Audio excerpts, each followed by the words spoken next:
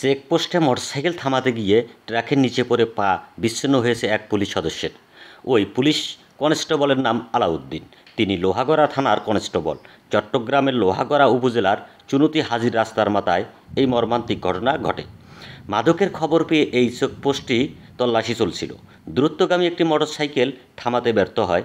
পিছন থেকে আসা অপর বাইকের দুই আরোহীকে এক পুলিশ সদস্য ধাক্কা দিলে অপর পাশে থাকা পুলিশ কনস্টেবল আলাউদ্দিন ছিটকে চলন্ত ট্রাকের নিচে পড়ে পা বিচ্ছিন্ন হয়। তাকে চট্টগ্রাম মেডিকেল কলেজ হাসপাতালে ভর্তি করা হয়।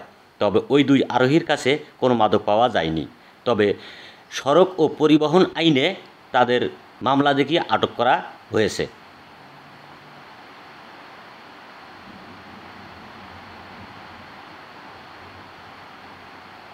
নিউজ ডেস্ক, জনগণের অধিকার, গাইবান্ধা।